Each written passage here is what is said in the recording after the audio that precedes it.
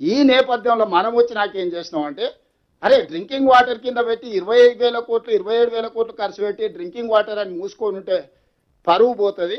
ఒక పని చేయరు, 90 టీఎంసీలో మైనర్ ఇరిగేషన్ది చెరువు కుంటలు, ప్రతి చెరువుకు ఉంటుంది, డేటా దొరకదు.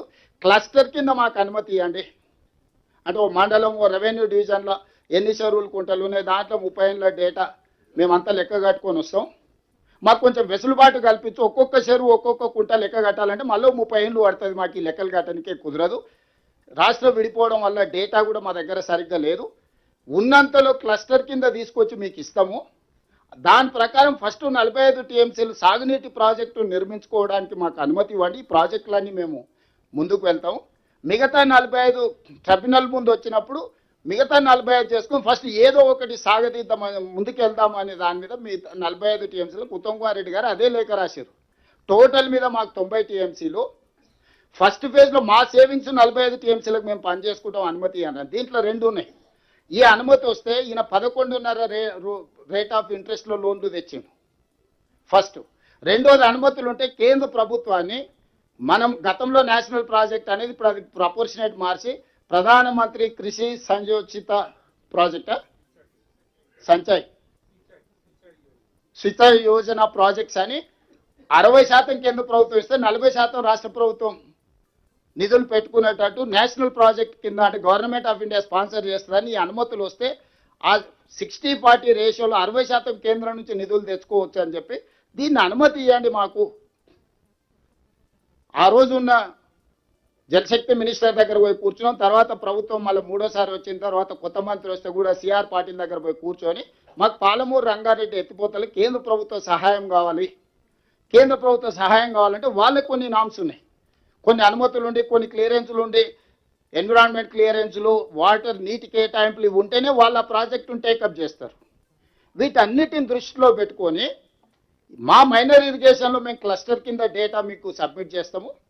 దీన్ని అనుమతి ఇవ్వండి. దీన్ని ఇస్తే మాకు వెసులుబాటు దొరుకుతుంది. దీని మీద 84,000 కోట్ల మీద ఏదైతే ప్రాజెక్టు ఉందో దాంట్లో 60% కేంద్ర ప్రభుత్వం ఇస్తే ఒక 50,000 కోట్లు మనకు కేంద్రం నుంచి సహాయం అందుతుంది. మిగతాది మనం డబ్బులు యాడ్ చేసి ఇప్పటివరకు ఆల్రెడీ 27,000 కోట్లు మనం ఖర్చు పెట్టాం కాబట్టి ఆ ఎక్స్పెండిచర్ తీసుకొచ్చి దీంట్లో చూపిస్తే ఫర్దర్గా పాలమూరు రంగారెడ్డి డిపోతలు పూర్తి చేసుకోవడానికి కేంద్ర ప్రభుత్వం నుంచి సంపూర్ణంగా నిధులను సాధించాలన్న ఉద్దేశంతో ఒక ప్రణాళికబద్ధంగా కేంద్ర ప్రభుత్వం దగ్గరికి కంటిన్యూస్గా ఆయన లెక్కలేస్తుంటాడు. ఢిల్లీ 50 సార్లు పోయిండు, 51 సార్లు పోయిండు అని అరాజ్ పాట వాడినట్టు ఇవన్నీ ఒక కొలిక్కి పట్టుకొచ్చి వీటి అనుమతులు తీసుకొచ్చి దీనికి నిధులు సాధించాలి.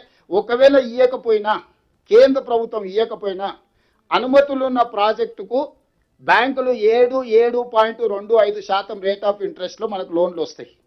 ఈరోజు చంద్రశేఖరరావు 11.5% రేట్ ఆఫ్ ఇంట్రెస్ట్ 12 సంవత్సరాలకు లోన్ తెచ్చాడు. కానీ అనుమతులు ఉన్న ప్రాజెక్టుకు మనం లోన్కి వెళ్తే 7.25% రేట్ ఆఫ్ ఇంట్రెస్ట్ 35-40 ఏండ్ల టర్మ్ లోన్ కింద ఇవ్వడానికి కూడా మనకు అవకాశం ఉంది. అందుకోసం ఎట్లయినా మొదటి విడతగా 45 టీఎంసీలు, రెండవ విడతల ఇంకొక 45 టీఎంసీలకు నీటి అనుమతులు సాధించి సిడబ్ల్యూసి క్లియరెన్స్ తీసుకొచ్చి బ్యాంకుల దగ్గరకు వచ్చి లోన్లు తీసుకొచ్చి ఏదో రకంగా ఈ ప్రాజెక్టును పూర్తి చేయాలని మనం బలమైన వాదన వినిపించి ముందుకెళ్తుంటే ఇప్పుడు ఇదంతా జరిగేటట్టే ఉన్నది. మన పర్సనల్ రిలేషన్స్ అనుకోండి, లేకపోతే ఎవ్రీ టైం ఉత్తమ్ కుమార్ రెడ్డి గారు వెళ్ళి కోర్టులో కూర్చుంటారు.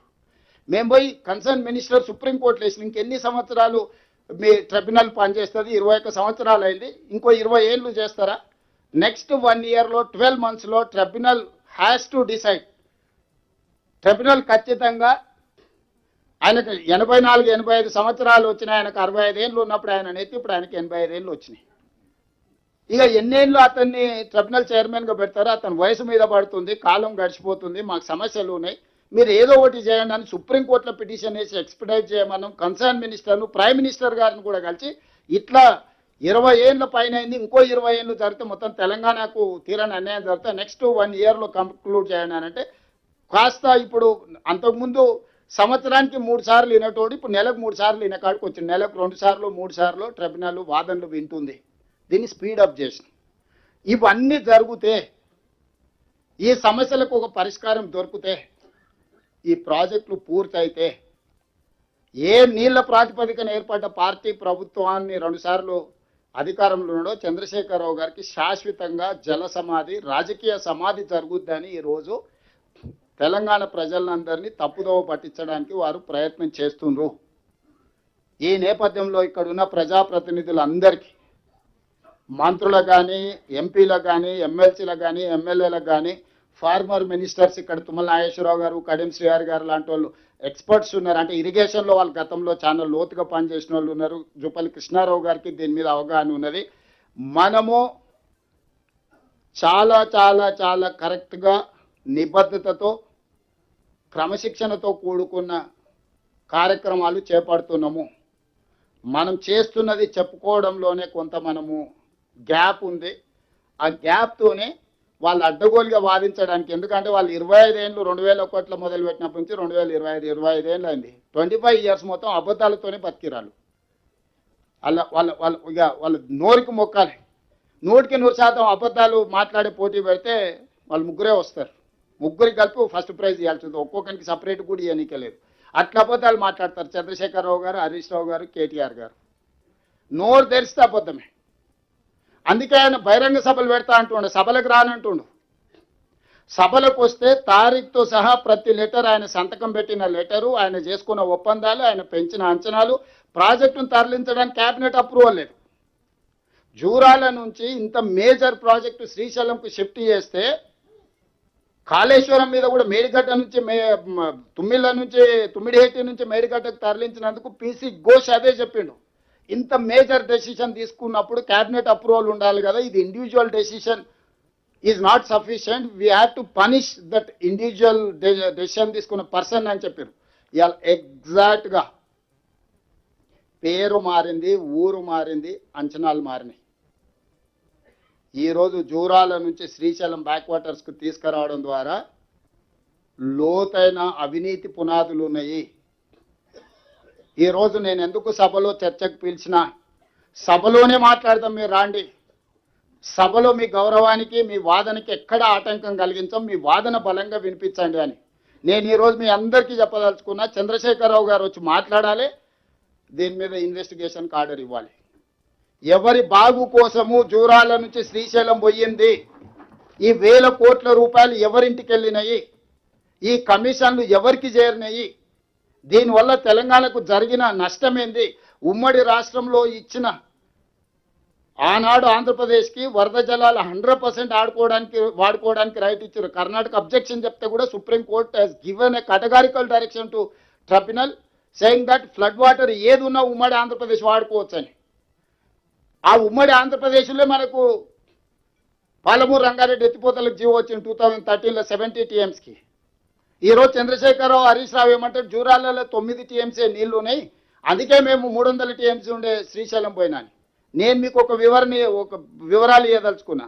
3 రకాలు నీటి నిల్వలు ఉంటాయి. 1 రిజర్వాయర్, 2 బ్యారేజ్, 3 డ్యామ్.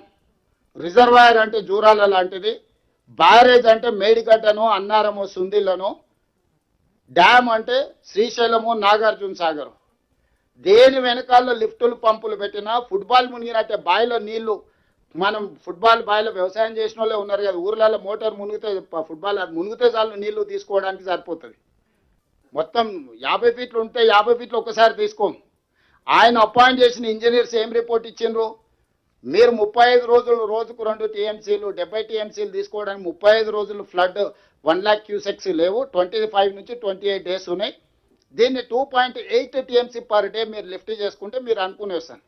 నేనేం చెప్తున్నానంటే 2 TMCల పర్ డే 3 TMCలు తీసుకుంటే 30 రోజులు తీసుకుంటే జూరాల నుంచే 90 TMCలు మనం తీసుకోవడానికి ఉండే. కృష్ణా జలాలు కానీ భీమా జలాలు కానీ పాలమూరులకు ఎంటర్ కాగానే తల దగ్గరనే మనం ఒడిసి పట్టుకుంటే సుక్క నీరు ఇయ్యాల రాయలసీమ ఆంధ్రప్రదేశ్ తీసుకుపోనీకి, అది పోతిరెడ్డిపాడు కావచ్చు, ముచ్చుమరి కావచ్చు, మాల్యాల కావచ్చు, రాయలసీమ కావచ్చు, ఎవరికి చుక్క నీళ్ళు దొరకకపోతుండే. వచ్చినట్టే తెలంగాణకు తెచ్చుకుంటే ఎవరిని చెప్పుకుంటుండే, జగన్మోహన్ రెడ్డి అయినా చంద్రబాబు నాయుడు.